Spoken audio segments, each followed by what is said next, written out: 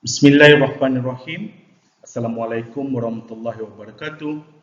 Salam sejahtera, salam bahagia, and very good day to all of you students. My name is Muhammad Faizal bin Muhammad Bukhari. I can be contacted through email at the following email address, and also you can text me at the following number provided in this slide. And my office is at Pejabat Academic 3, which is in the main building of Pusat Pengajian Pra University. Now, here comes to my part, to my turn to deliver the lecture entitled Transport and Gases Exchange in Plant.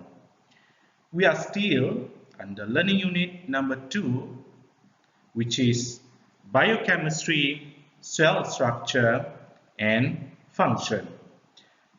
I do hope with this sharing session, with this sharing lesson, it will somehow open up your view, your horizons in knowing the plant structure better and well. We take it as a knowledge, we take it as in information about how plants survive, how plants grow, and how plants develop by conducting the transport and gases exchange. In our daily life, the fact that we live together with plants and animals, and we are actually all of one original genome, one original ancestor, one original origin. I'm not saying that there's no difference between plants, animal, and human. But somehow, there are parts of plant, there are parts of animal, there are parts of human. We are similar in the sense that function and character. Now, when we talk about plants, animals, and human, we are actually interrelated in the form of environment, food, work, tools, economy, and companion. Let's look at it one by one. Plants contribute into the sustainable living development on Earth by protecting the climate change.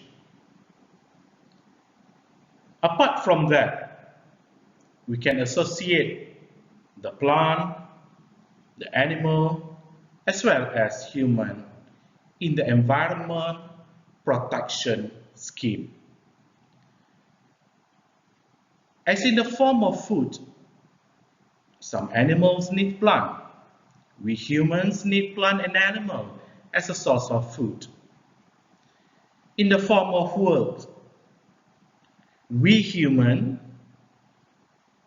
in some group of us, they use animal to perform the works, and they need plants in order for them to work. Let's get back to the origin, to the ancient living style. Human, we may use a certain part of animal, a certain part of plant as a tool for us to survive. We even use the parts of animal or sometimes the parts of plant as a tool for the survival. In economical aspect, human, when we deal with plant, in plantation, in orchard. We trade plants, we trade animals as a source of economy. And last but not least, the companion. Some of us, I believe you have your own pets, you have your own animal as a companion. And I also believe maybe some of us, we have a special plant that we inspire, that will get indoor or outdoor as a companion because we love to see the flower, we love to see the garden. Human depends on plant growth and productivity not only for sustenance but also for daily driven energy. Yes, we can't deny the fact that human needs plant growth and productivity not only for sustenance but for our daily driven energy. From where the vitamin, the nutrient, the fiber came from in order for us to maintain our healthy living style. It is from the plant. Plants are also important for climate stability. When we talk about ecology, when we talk about biodiversity, when we talk about the global warming, when we talk about the global climate change, and are also a key resource for discovering new macromolecules. We are talking about the new finding, new discovery of drugs that have application in medicines and other important fields. When we talk about research in plant, especially for plant scientists, they make use of certain species. For example, a very common of plant model that the plant scientists always use, which is Arabidopsis thaliana, and there can be many different types of herbs for reference in various fields by employing both high throughput and classical tool analysis to address certain questions and to get basic knowledge about plant form and function. I'll give you one example. In order for us to treat dengue, in order for us to treat HIV infection, or even in order for us to treat hypertension, we know the fact that there are some plants which can or which have the ingredient where they can fight those dengue virus, those HIV virus, those hypertension problems in human. But it is a matter of how researchers make use of this plant by discovering new drugs, by studying or by analysis this plant. Therefore, the plants not only works in providing or supplying oxygen to humans and animals, but far better than that, there are significant contributions of plants in this world. Now, talking about the plant science, it's not only about knowing how the photosynthesis occurs. It's not about knowing how the fruits develop. It's not about knowing how the life cycle of the plant through seeds, through vegetative, or through flower. But more than that, the plant sciences is the study of plant in all forms and interaction using a scientific approach. It can be ranging from biochemistry to biotechnology to biodiversity to bioinformatics to biophysics to genetics, physiology, agriculture, and ecology. When we talk about plant biochemistry, we are in the discipline of analyzing the component of carbohydrate, protein, lipid, and also many other types of secondary metabolite in plant.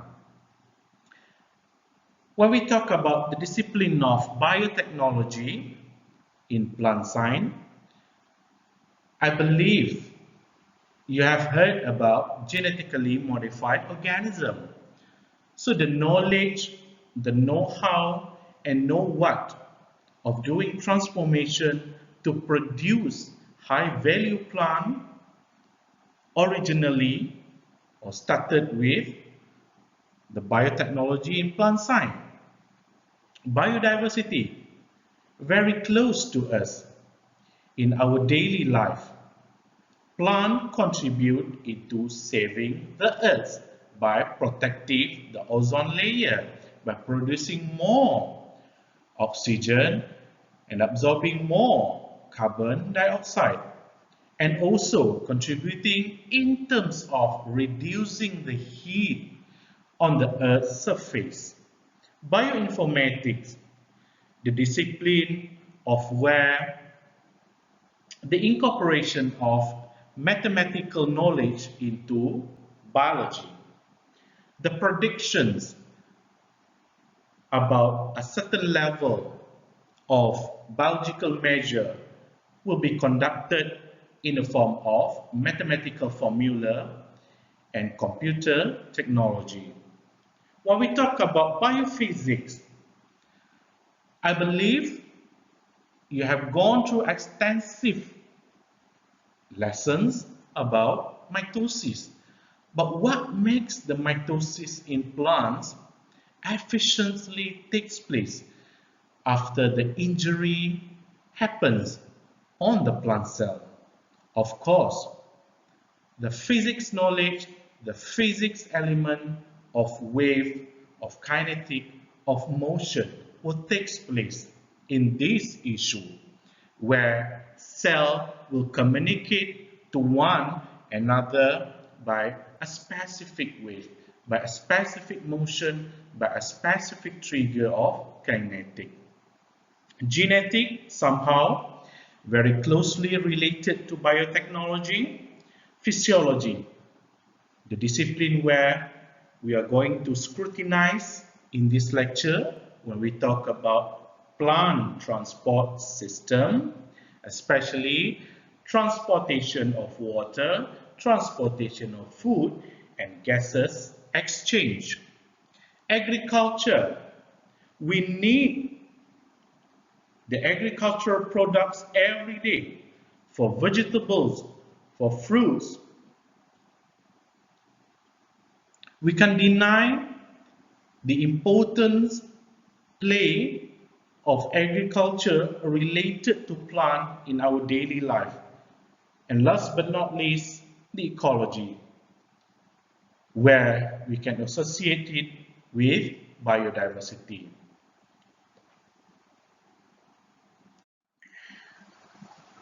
Throughout this lecture or sharing session, there are only two learning objectives that the student should master. At the end of the session, the student should be able to describe the role of xylem and transpiration, and also the role of phloem and translocation. The detail for each of these objectives listed below.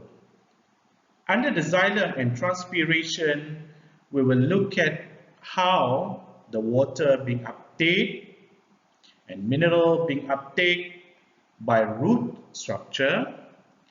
And we will also look at the root pressure and theory of capillarity involving adhesion, cohesion, tension in xylem and transpiration. And the third sub-idea under xylem and transpiration, we have to look at the mechanism of transport which based on water potential across the xylem structure in order for them to perform transpiration.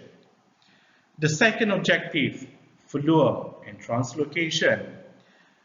We will go into detail of mass flow and pressure flow hypothesis, which help the phloem to conduct translocation effectively, and also how the involvement of active transport and also pressure flow model in phloem and translocation. There are three main points to ponder or take home idea before we go into the details of transport and gaseous exchange in plant. The fact that plants need water and nutrient and also mineral in order for them to perform metabolism, namely photosynthesis, in order to produce food for them to survive. Plants also need to be reproduced. They need to be propagated in order to enhance or to prolong their generation. This reproduction of plant mainly using flowers, seed, and vegetative style of reproduction. But how plants get all of these biochemical resources from where we know they are separated into in the air space and also in the soil region, and how plants transport these resources within the plant structure. There must be a special established structure which help the plant to transport these resources throughout the plant system. And also, how plants prevent from drying out, because we know they are all day, almost all the time, exposed to the sunlight.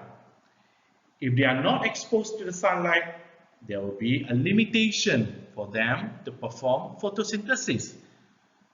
But how they prevent themselves from drying out even though they are fully exposed to the sunlight? In order for us to answer this question, let's look at point number 3. Plants, we know, they have a body part which extend into both air and soil. In the air or in the above ground level, they have stem, they have leaf, they have flower, they have fruits. Below, in the ground level, they have root structure. And I believe these two extended structure above the ground and below the ground helps the plant to function optimally by developing a vascular system to transport the resources within the plant. Now we know what makes the plant can survive, especially in transporting the water, in transporting the food throughout the plant system. Therefore, with the establishment of a system called vascular system. And this system will be further elaborated in this lecture. And to answer the third question about how plants prevent from drying out, therefore, the plant has established a protective layer called cuticle, which is a waxy outer layer to keep them from drying out. This protective layer of cuticle with a special characterized features of waxy outer layer are mostly covered the leaf, the stem, and also some part of the plant. Plant transport system, including transport and gaseous exchange, occurs in three levels. The first level involves the uptaking and losing of water and solutes in the form of dissolved mineral from cell. Second level, transport of water and substances from cell to cell. This cell to cell, eventually from the roots to the stem, and finally to the leaf. And the third level, it involves long distance transport with sap in xylem and phloem along the whole plant.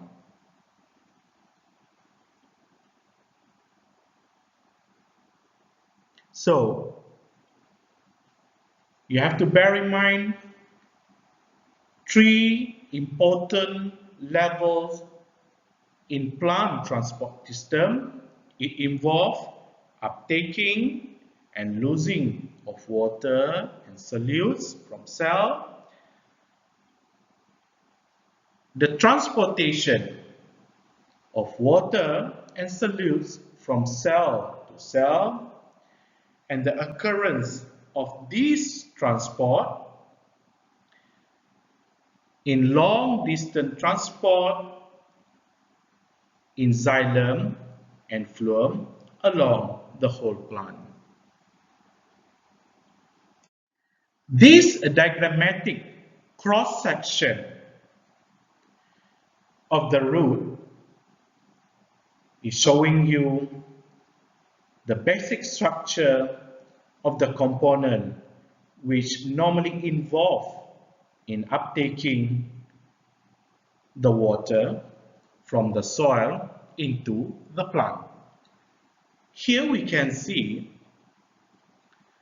the outermost layer of the roots is epidermis, followed by cortex, which is as a buffer zone between epidermis and endodermis. This epidermis and endodermis, they are one cell thick, covering the whole structure of the main root, and for endoderm, they are one cell thick covering the whole structure of pericycle, phloem, and xylem, right in the middle of the root. And here we can see the word path of water through root hair, and the other one is through epidermis. I will explain to you the significance and relevance of this path of water, which is through root hair and also through epidermis, in the next few slides.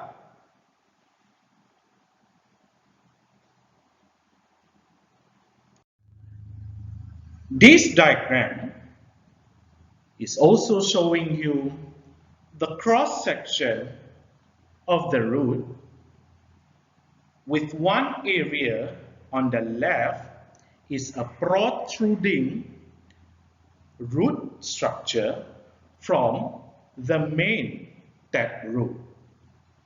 Now, this cross-section showing the outermost layer of structure is covered with one cell thick of epidermis, followed by cortex as a buffer between epidermis and endodermis.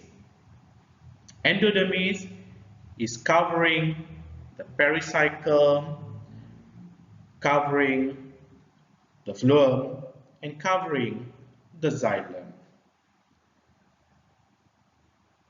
Phloem, cambium, xylem, and pericycle are composed into vascular cylinder, or in short known as stele. These are actually the most important cell layer which work and function in transporting water in the plant.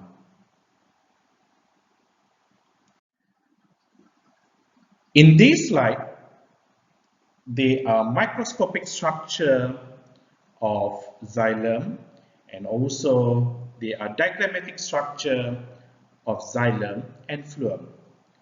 Before we go into details of how xylem and phloem work and function, of course, we have to know them closely.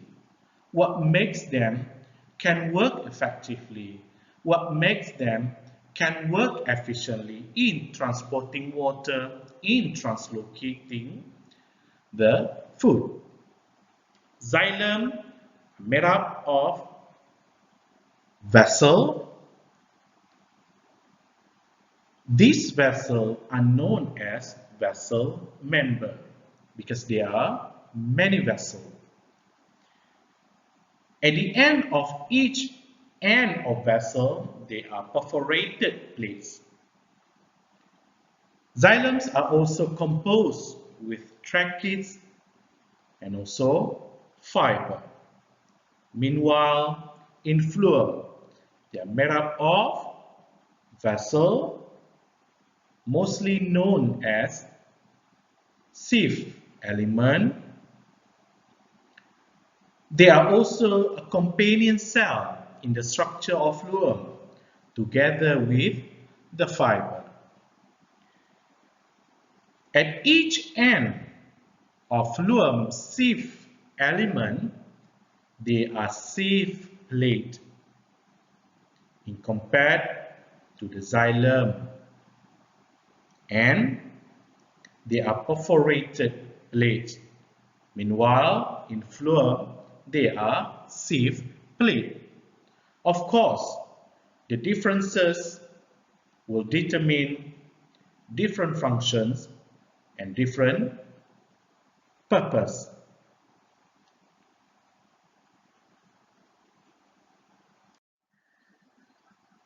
This is another microscopic image and diagrammatic representation to show in detail about xylem and phloem.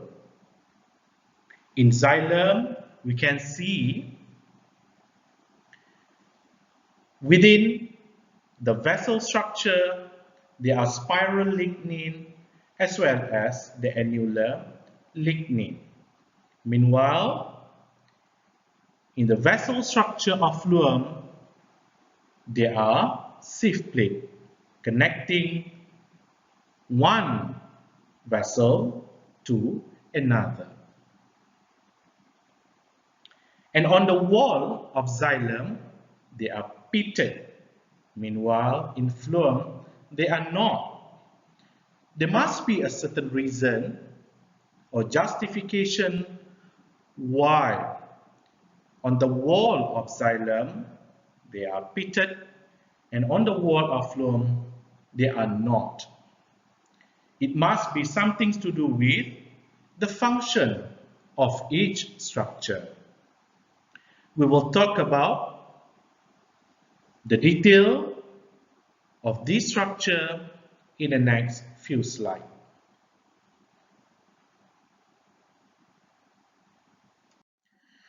This will be the last recall of diagrammatic features to show xylem and phloem.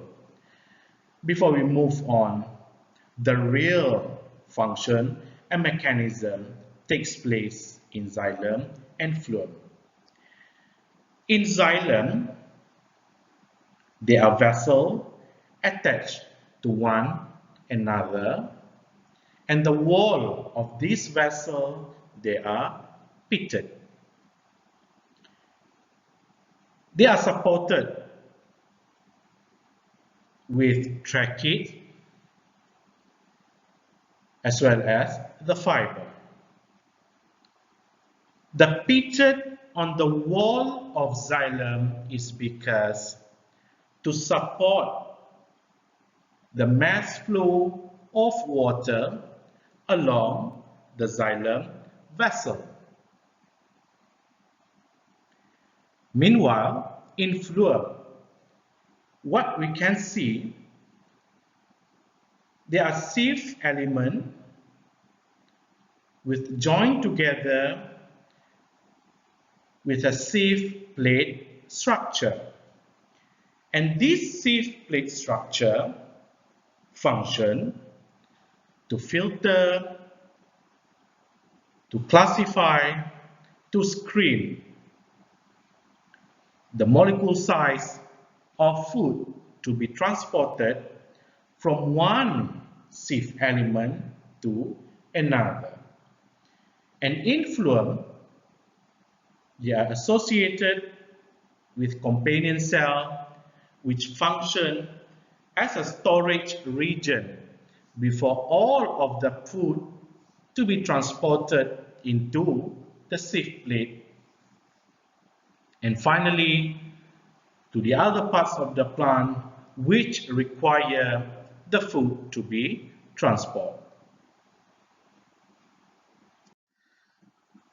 I also would like to share with you the microscopic structure and also the diagrammatic structure of leptoid and hydroid. I believe you know in basic there are various types of plant with various level of family, with various level of genus, with various level of species. And these plants under the kingdom of Plantae, there are some of them big, some of them medium, and there are some of them small. For small plant, or we normally refer as a low level, low ranking plant, they do not have the vascular system as what the high level plants do. Now, for this type of plant, of course, they also need to conduct water transport and food transport within the plant structure. But how? Without having a complex and sophisticated vascular system, how are they going to do this work effectively? Here they come to replace the system of vascular by calling it hydroids and leptoid.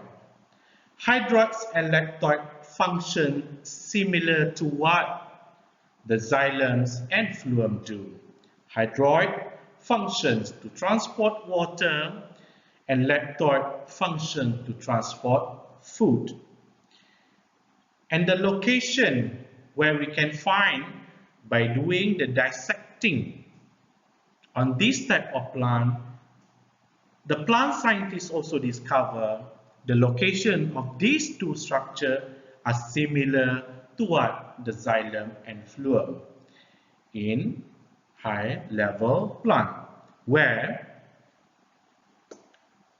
the hydrome is right in the center, followed by the leptome covering the hydrome area.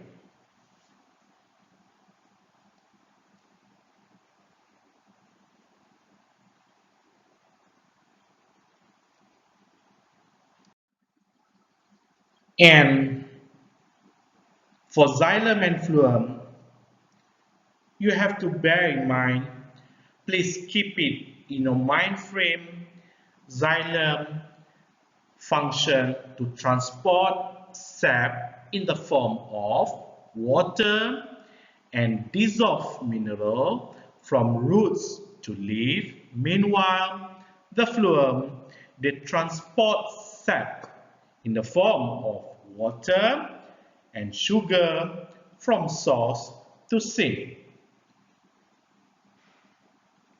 This transportation is a complex principle involving water conduct in vascular plant. It is also involved in conducting dissolved mineral, food storage, and in supporting the plant body. I would like to recall once again the special structure of xylem and phloem. Xylem is made up of xylem vessel. Each of them, they call it vessel element. On the wall of the xylem vessel, there are pitted structure which help in accelerating, in promoting more water flow. They are supported by tracheids and fiber. Meanwhile, in phloem, they are composed with the sieve tube or the phloem vessel, supported by companion cell, and we can see from one vessel or from one sieve tube to another, they are connected with a plasmodesmata opening in order to allow the efficient transportation of food within the phloem. Before this, I have mentioned quite a number of source and sink. So what is source and what is sink? Source is a location or a region or a place where photosynthesis occur or take place and organic solutes are synthesized or being produced. In short, source is a place where the foods are being produced. Source can be leaves of the plant, because in plant we know that the special structure which normally conduct photosynthesis is the leaf. Organic solute which the photosynthesis produce may normally refers to sucrose and amino acid, need to be loaded into sieve tube or phloem later on. What is sink? Sink is any growing shoot, root regions, developing flowers, fruit, storage organs such as tubers and bulb in ginger, in garlic, in carrot, in onion, for example, in potato, for example. And any products of photosynthesis, such as sucrose, is unloaded from the sieve tube into the sink. In short, sink is a place where the food needs to be transported to, or a place where the food needs to be stored to whenever the plant requires in any unconditional or in a case of the plants required in an urgency situation. When we look at the diagrammatic features presented in this slide, we can see source represented by leaf, sink represented by roots under the ground, and above the ground we have flowers, we have fruits, we have seeds, and we even have young leaf as sink.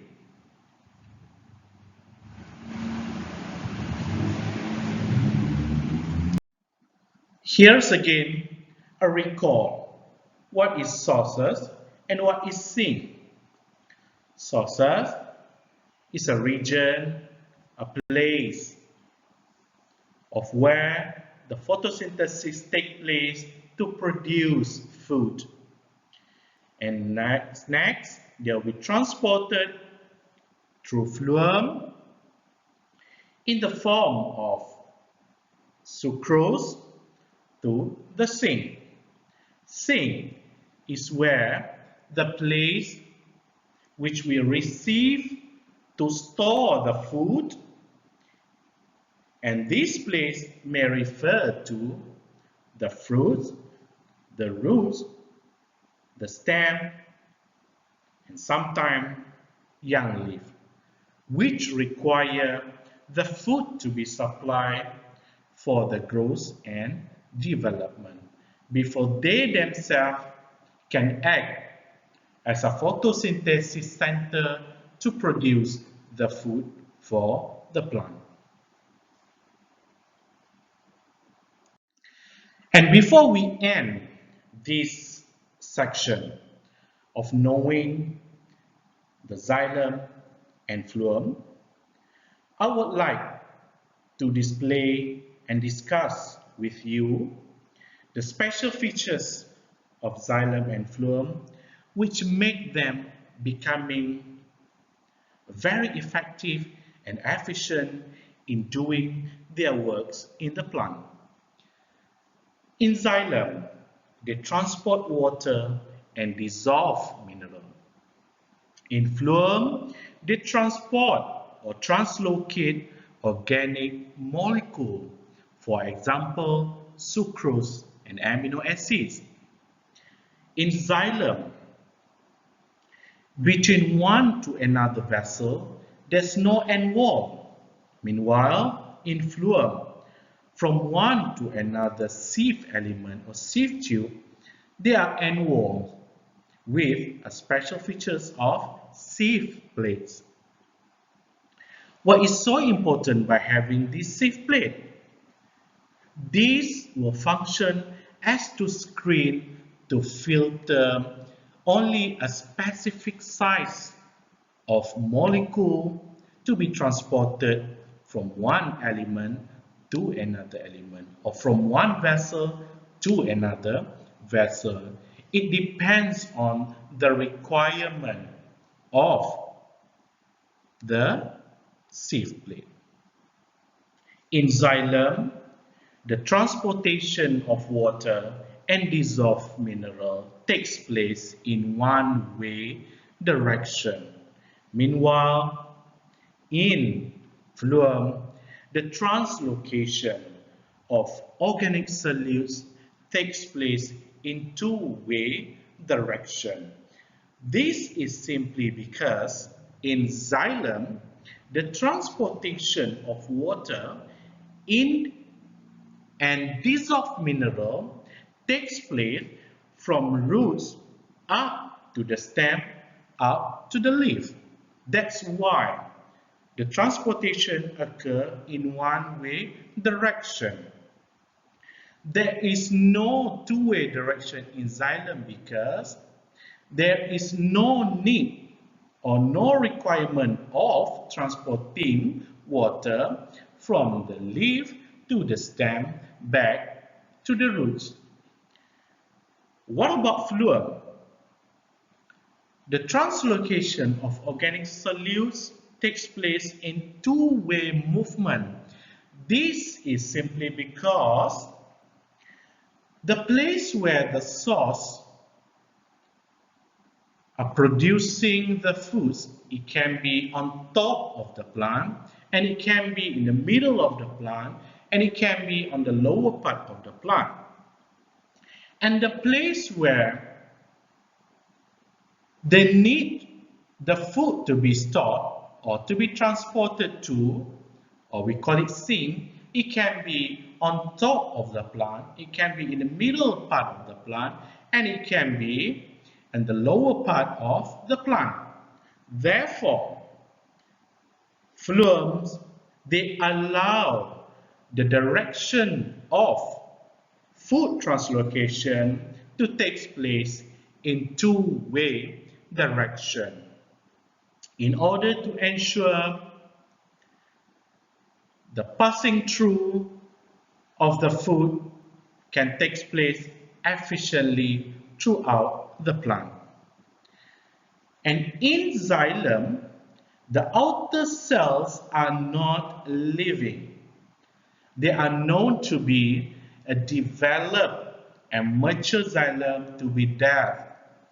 And this deaf xylem will function to strengthen, to support the existence of new developing xylem throughout the plant life cycle. Meanwhile, in phloem, the cells are living, but they need support. These supports are mainly supported by the fiber as well as the parenchyma and the other types of cell plant.